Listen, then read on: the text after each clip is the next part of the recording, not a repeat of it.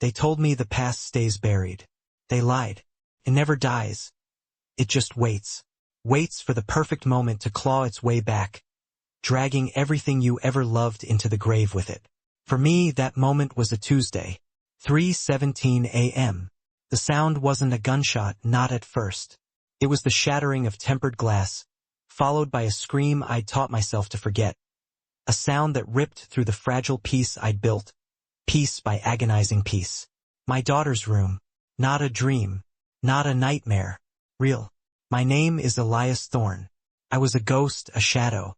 I'd walked away from the black ops, from the blood-soaked chessboard of covert wars, to become a father, to protect Lily from the monster I once was. For 5 years I was invisible, but you can't outrun your own echo. Tonight, the echo broke down my door. Adrenaline, cold and sharp, flooded my veins. Every instinct, every forgotten kill switch, flared to life. The security feed showed 2 figures, masked, armed, moving with chilling precision. They weren't looking for intel. They were looking for her. The scream again. A choked cry.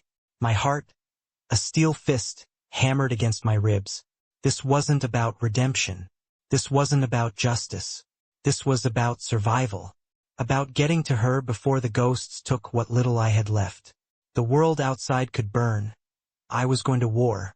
The world explodes in a cacophony of sound and fire. Years melt away, replaced by the choking smoke and the frantic rhythm of a combat zone. Young Elias, his eyes wide with a desperate primal fear, makes the impossible choice. Lila, his partner, her face a mask of shock and betrayal, screams his name as he shoves her clear of a collapsing doorway, directly into the path of enemy fire. He sees the impact, the sudden fall, the building giving way behind her in a deafening roar. Survival, he told himself, was the only option. But the echo of that scream, the image of her falling, burned into his mind like a brand. He bolts upright in bed, decades later, drenched in a cold sweat, the phantom taste of ash in his mouth. The darkness of his solitary room offers no solace, only the relentless, suffocating weight of an unforgivable past. Elias lives in the digital shadows, a self-imposed exile in a world he once protected. His existence is a meticulously constructed fortress of solitude, every protocol designed to prevent the past from finding him. Then a faint ping, a ghost in the machine, an untraceable data packet, anonymously delivered, bypassing every firewall, every layer of his meticulously crafted digital armor. His heart hammers, a sudden, unfamiliar rhythm in the quiet hum of his servers. He decodes the payload, his fingers flying across the holographic interface, anticipation and dread warring within him. The image materializes, high resolution, recent, undeniable. A woman's face, older, hardened, but unmistakably Lila. She was alive. The impossibility of it, the sheer audacity, threatens to unravel his entire reality. His past wasn't just haunting him. It was reaching out.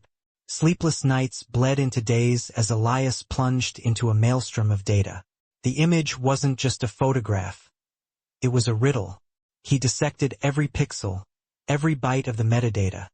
A desperate man chasing a phantom. Hidden deep within the packet's digital DNA, he found it. A geotag, faint but precise, pointing to an abandoned industrial district, miles from any known facility. A fragment of a code, embedded in the timestamp, triggered a sickening memory, a sigil and identifier belonging to Cerberus, the shadow organization they were fighting all those years ago. This wasn't a prank. This wasn't a hallucination. This was a calculated message, a breadcrumb leading him down a path he had sworn to forget. The realization settled in his bones, cold and heavy. Lila wasn't just alive. She was connected to the very entity that had tried to erase them both. The ghost from his past needed another. Kai, a former agency handler turned grizzled intelligence broker, lived beneath the city's neon glow, a phantom in his own right. Elias found him in a cramped, smoke-filled backroom, the air thick with stale secrets. Kai's initial reaction was a snarling rejection. His eyes, scarred by years of dirty work, holding a mix of fear and contempt. You're a walking graveyard, Elias. Anything you touch turns to dust. But Elias, fueled by a desperation that bordered on madness, laid out the impossible evidence. Lila's image, the Cerberus code.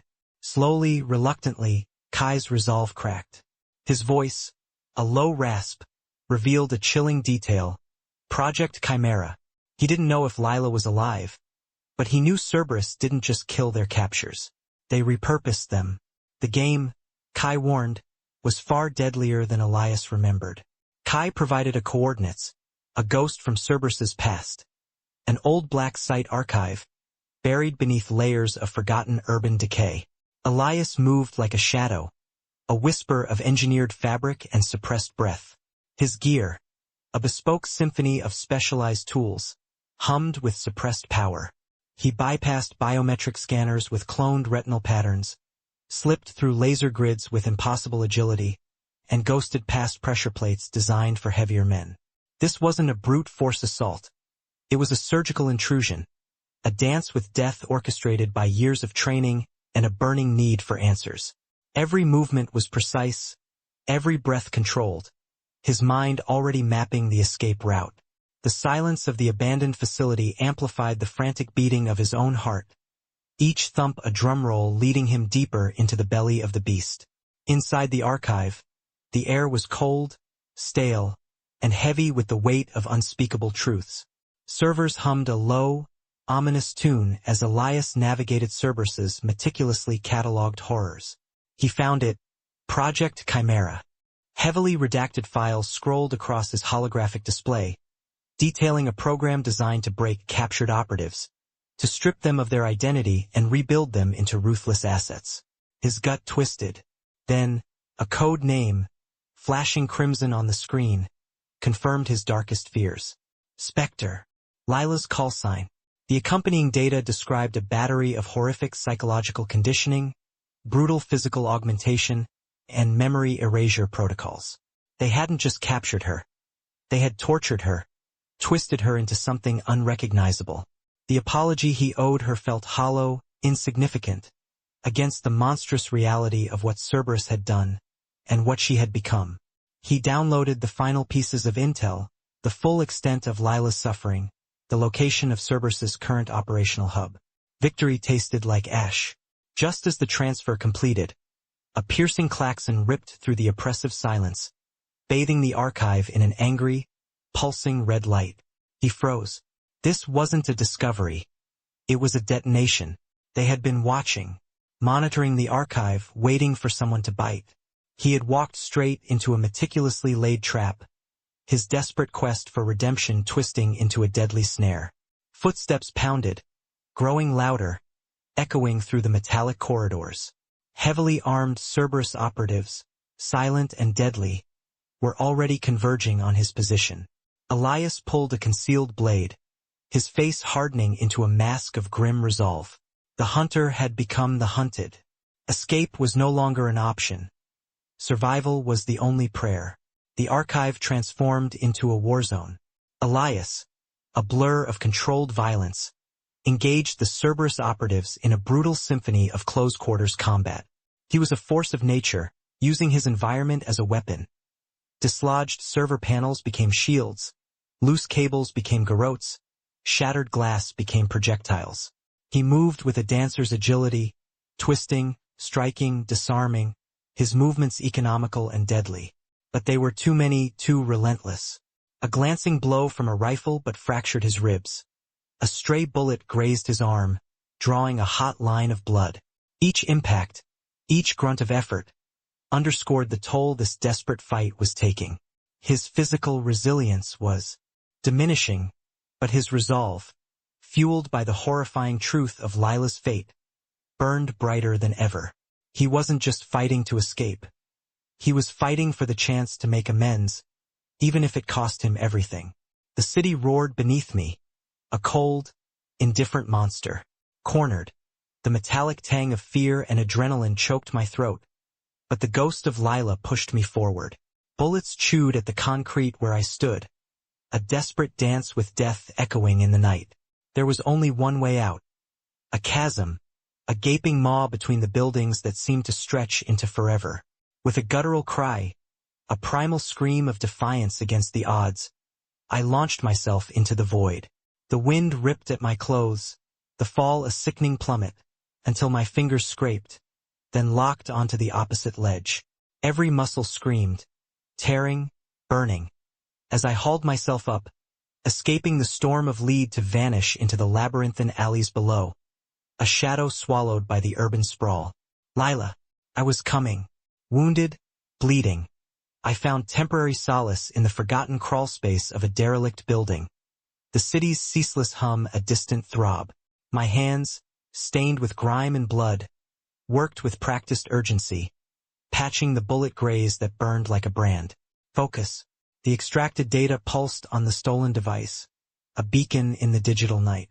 Lines of code, scrambled and encrypted, slowly yielded their secrets, painting a chilling picture. Lila's operational designation, Spectre. Her location, a fortified Cerberus black site, hidden deep within a remote, treacherous mountain range. The name Cerberus echoed in the back of my mind, a whisper of a forgotten nightmare, a powerful, shadowy organization I knew too well. This wasn't just a rescue. It was a confrontation with the architects of my past. The journey north was a blur of fleeting landscapes and the relentless hum of a stolen vehicle. But my mind was elsewhere, deep in the rabbit hole of Cerberus. With every stolen file, every intercepted communication, their tendrils revealed themselves, weaving a sickening tapestry of control. Global destabilization wasn't just chaos. It was a carefully orchestrated design. Economies manipulated, political assassinations disguised as accidents, proxy wars fueling their unseen agenda. The scale of their influence was terrifying, a silent, pervasive shadow stretching across continents. Lila wasn't just a prisoner. She was a piece in a game I was only just beginning to comprehend, a pawn in a far more sinister play than I could have imagined. And I was walking right into their heart. The mountain loomed, a titan of rock and ice, its jagged peaks clawing at the bruised sky. My breath hitched in the thin, biting air as I began the ascent, each step a testament to sheer will. This was no ordinary climb. It was a pilgrimage into the heart of desolation. Treacherous icefalls glimmered like broken glass. Sudden blizzards descended with a blinding fury, and the relentless wind howled like a banshee, tearing at my resolve. Every muscle screamed, every nerve ending pulsed with the cold. Yet I pushed on.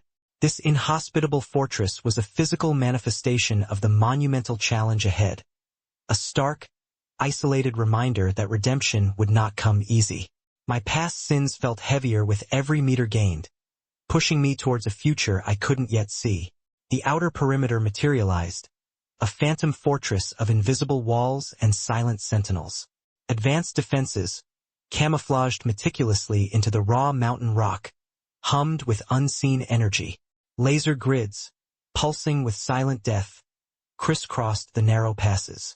Motion sensors, hidden beneath a thin veneer of ice, waited for a single misstep. Thermal imaging arrays swept the frozen landscape, searching for any anomaly. But this was my world, a deadly ballet I danced countless times. Every movement was precise, every breath calculated. I bypassed the grids with a dancer's grace, disarmed the sensors with a whisper-light touch, and cloaked my heat signature with makeshift ingenuity. This wasn't just infiltration. It was a conversation with the very architecture of fear, and I spoke its language fluently. Deep within the mountain's belly, the air grew heavy, thick with the stench of sterile despair and something far more grotesque. Abandoned labs stretched before me, a graveyard of forgotten horrors. Shattered containment tubes, twisted surgical tools, and corroded biocontainment units told a silent, agonizing story. Chimera subjects. The labels were still there, faded and peeling on what looked like failed experiments. Holographic logs flickered, showing fragmented glimpses of grotesque mutations, of beings screaming in silent agony as their bodies rebelled. This was where Cerberus played God, where they broke human biology for some twisted purpose. The harrowing visuals seared into my mind, A chilling premonition, stealing me for the true horror of Lila's potential state. What had they done to her? I breached the main control room, the sudden rush of cool, filtered air doing little to calm the storm raging inside me. Before me, a sprawling holographic display pulsed to life, an intricate map of Cerberus's global operations. And then there she was, Spectre. My breath caught in my throat, a painful gasp. On the central projection, Lila. But it wasn't her. The face was cold, sharp, devoid of the warmth I remembered, leading Cerberus forces through brutal simulated attacks with terrifying, clinical efficiency. Her eyes, once pools of vibrant life, were now hardened diamonds. This ghost of the woman I knew moved with a predatory grace, her tactical brilliance weaponized. My Lila was gone, replaced by a phantom, a weapon forged in the crucible of Cerberus's ambition. The apology I owed felt meaningless now. My fingers flew across the console, desperate to make sense of the chaos. Then, a chilling clarity. I intercepted Cerberus communications, a direct feed. And there it was, her voice. Spectre's voice. Cold, measured, utterly devoid of emotion, issuing tactical orders for something designated Operation Chimera Prime. The words cut through me like ice. She wasn't just an asset, a pawn in their game. She was a high-ranking commander, orchestrating their global strategy. The scale of the betrayal, the transformation, twisted my gut. And then came the true horror. Commence immediate global execution. A global attack. Imminent. The past, my guilt, my desperate hope for redemption, collided with this terrifying new reality. Lila was not just alive. She was the architect of the world's destruction, and I had led myself to her doorstep. The air thickens with a metallic tang, a whisper of ozone that Elias knows all too well. His trained eye snags on the subtle glint of tripwires, the telltale hum of high-yield charges embedded deep within the mountain's bedrock. Cerberus hadn't just built a fortress. They designed a tomb, a failsafe, not merely for intruders, but for everything within these walls. He sees the schematics now, clear as day. A calculated self-immolation designed to erase all traces, to secure Spectre or eliminate any threat that dared penetrate their inner sanctum. A cold dread clamps down, tighter than the stone around him. He wasn't just on the clock. He was inside the fuse, every step ticking down to an inevitable, catastrophic implosion. The stakes weren't just about finding Lila anymore. They were about escaping the very mountain itself, before it swallowed him whole. He burst into the tactical core, a dazzling nexus of light and information. Holographic displays pulsed with global targets, intricate data streams, and encrypted communications, painting a terrifying mosaic of Operation Chimera Prime. But then he saw it at the very heart of the storm. Lila. Her image, stark and lethal, projected across the central console. She wasn't just a captive. She was Spectre, the linchpin, the weapon. And then the chilling epiphany struck him. The facility's failsafe wasn't for his destruction alone. It was designed to ensure her escape, her activation. His presence, his desperate pursuit, wasn't a breach. It was a trigger, a pre-programmed variable to set her loose, to unleash the ultimate assassin. He had stumbled into the very mechanism designed to weaponize the woman he had sworn to save. The realization slammed into him with the force of a physical blow. He wasn't hunting. He was being herded. A low, resonant internal alarm began to chime, not for his unauthorized entry, but for a system check, a verification process. Lila wasn't just Spectre. She was a living weapon, her very existence tethered to Cerberus's grand design. His message, his frantic quest, had been anticipated, accounted for. And now, his arrival, a desperate gambit for a ghost, had inadvertently activated the failsafe, not for the facility's destruction yet, but for her immediate deployment. The mechanical whir of a heavy door opening behind him cut through the silence, and he turned, slowly, to face not just the squad, but her at its head. The hunter had become the bait. He stood exposed, unarmed, a man stripped bare by guilt and desperation. His throat ached with unshed words, a desperate, clumsy apology forming on his lips. Lila, the name a hoarse whisper, a plea from a lifetime ago. But Spectre remained utterly impassive, a perfect construct of Cerberus's will. Her eyes, once pools of vibrant life, were now cold, unreadable obsidian. There was no flicker of recognition, no hint of the woman he knew, only an empty, terrifying void. Her squad, a silent legion of death, leveled their sophisticated weapons, laser sights painting crimson dots on his chest, awaiting her unspoken command. The silence stretched, taut and suffocating, a chilling testament to her absolute, horrifying control. Then she spoke. Her voice, a low, modulated tone, was devoid of warmth, a chilling echo of her former self. It wasn't an acknowledgement of his desperate plea, but a cold, tactical dissection of his breach. Your methods are crude, Elias. Each word a blade. She hadn't just been aware of his approach. She had been anticipating it. Your message, a sentimental flaw. It was not too late, it was a variable. A calculated data point in my current mission profile. The truth hit him like a physical blow. His entire quest, his desperate atonement, had been nothing more than a manipulated piece in her intricate, brutal game. She had allowed him to come, had perhaps even guided him here, for reasons yet unknown, but undeniably sinister. Rage, pure and unadulterated, ignited in Elias's gut, eclipsing the guilt, silencing the apology. Her coldness, her calculated cruelty, was worse than any bullet. This wasn't Lila. This was something else, something monstrous. With a guttural roar, he ripped a flash grenade from a hidden pouch and hurled it. The chamber erupted in a blinding white flash, followed by a concussive shockwave that plunged the space into chaos. Silhouettes scattered, cries of disorientation echoed. Elias, fueled by a desperate, animalistic fury, lunged through the swirling smoke and strobe-like confusion.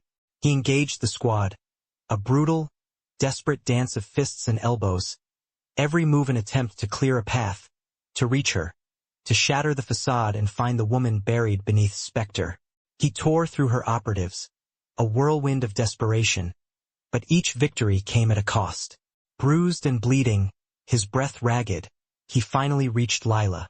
He lunged, a lifetime of pent-up regret and a desperate hope for redemption fueling his strike. But she moved with terrifying, almost supernatural speed, a blur of motion that defied his expectations. She wasn't just trained. She was re-engineered. Every parry, every deflection, was delivered with a cold precision that belied her human form.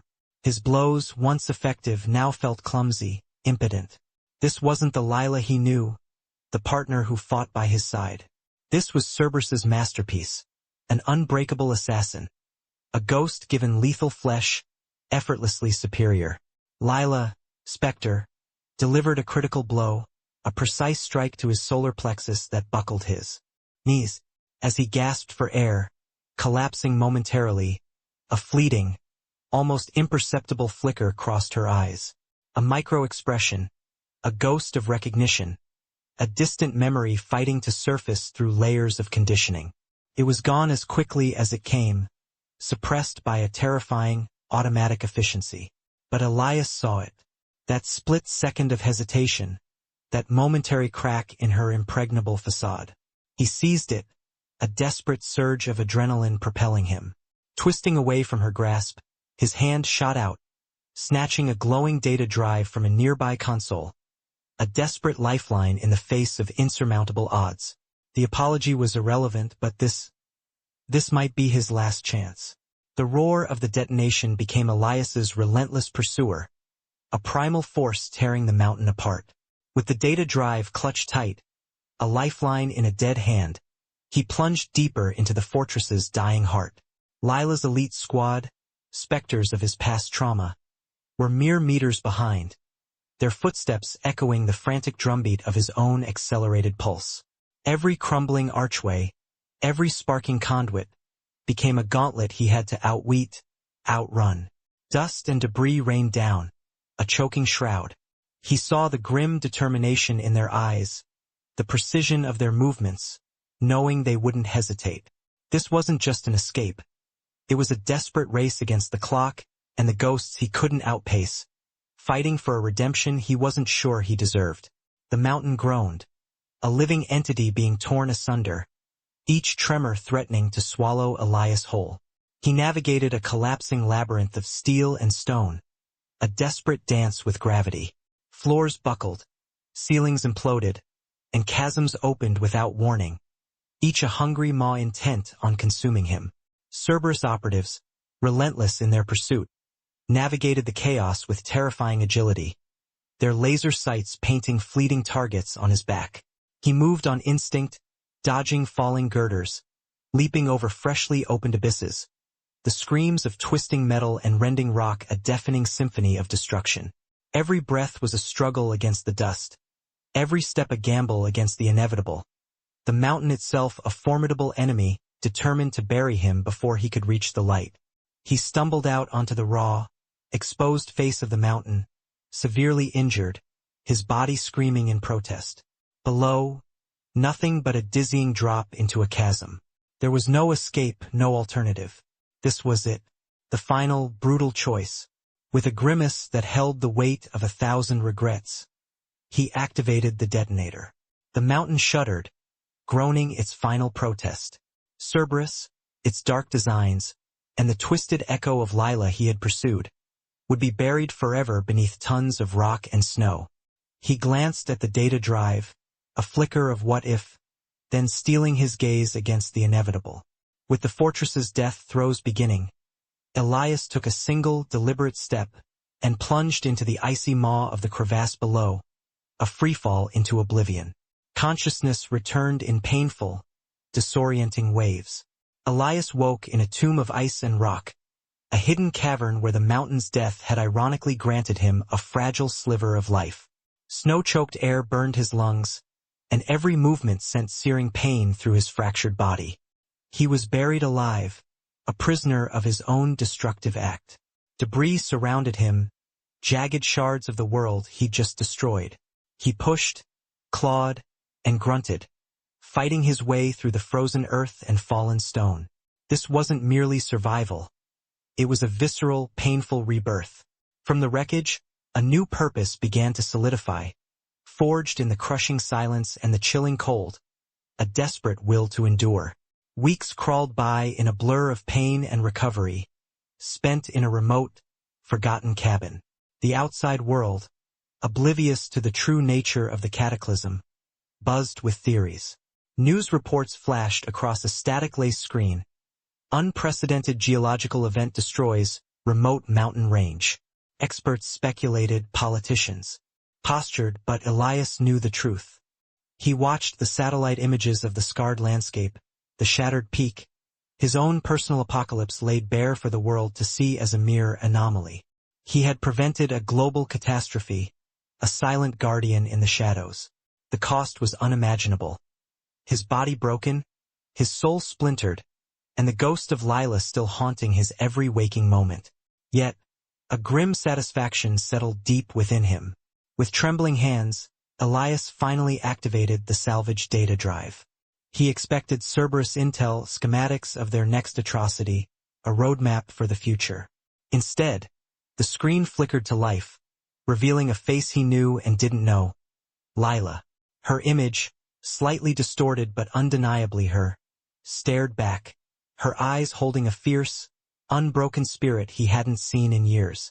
Her voice, calm and resolute, filled the cabin. She spoke not of rescue, but of choice. Her transformation wasn't forced. It was a deliberate infiltration. She was never a victim of Cerberus's conditioning, but its most dangerous double agent, fighting them from the very heart of their darkness. The world tilted on its axis, every memory, every regret, twisted into a devastating new truth. The message faded, leaving only a profound, echoing silence in its wake. Elias was shattered, his entire quest for redemption revealed as a monumental, devastating irony. His apology, the one he had chased across continents, the one he believed he owed Lila, was not just too late. It was irrelevant. She never needed saving from Cerberus. She was never truly lost to him. She was, in fact, systematically destroying them from within, a phantom limb striking at the heart of their empire. His desperate, guilt-driven actions, meant to atone, had nearly derailed her ultimate silent sacrifice. He hadn't saved her. He had almost destroyed her true mission. The weight of that knowledge crushed him, heavier than any physical injury. Weeks morphed into months. Elias, now living under a meticulously crafted new identity in the anonymity of a bustling city, became a silent observer of the world. He monitored global news, piecing together the fragments of a silent war. Reports surfaced of Cerberus assets inexplicably being dismantled, their vast, shadowy operations unraveling worldwide. Governments were baffled, intelligence agencies stumped. But Elias knew. He connected the dots, recognizing the unseen hand behind the chaos. This wasn't the work of nations. It was Lila's legacy. She had succeeded, not with explosions and open warfare, but from the deep, unforgiving shadows.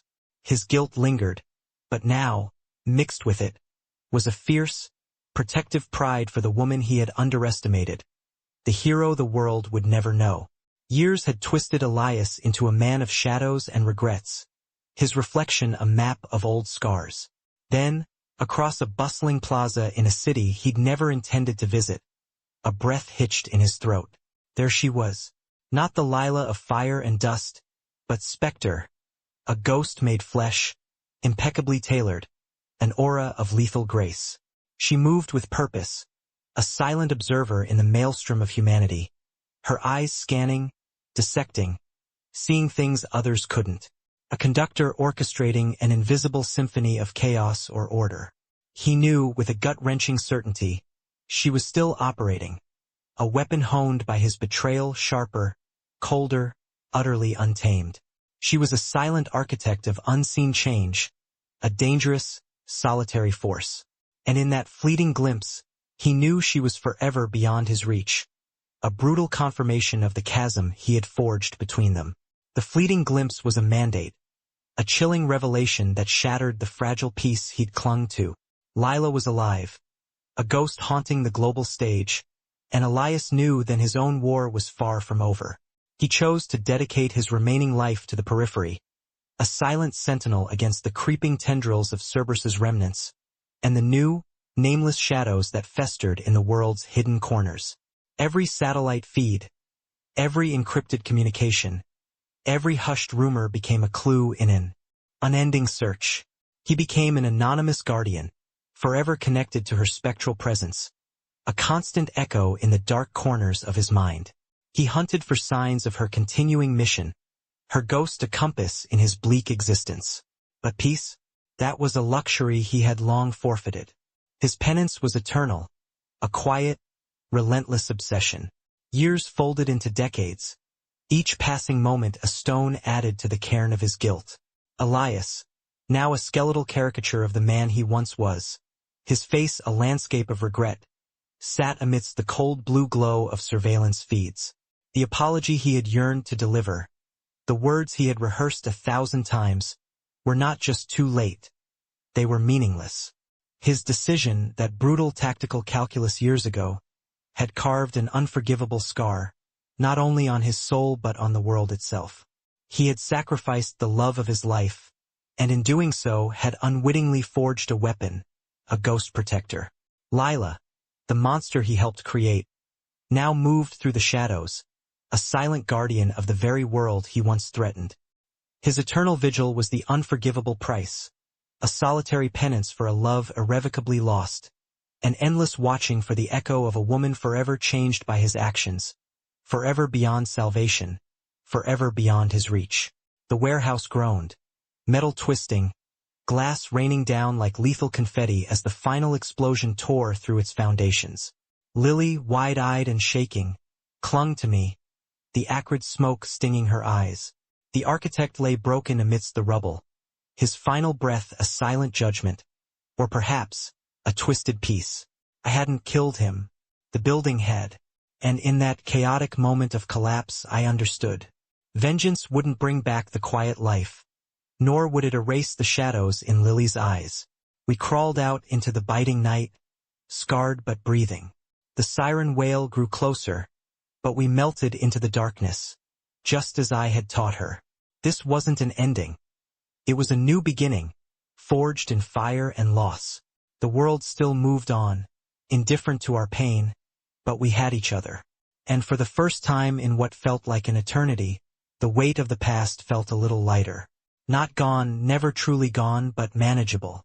The fight was over, but the watch, for my daughter, would never truly end.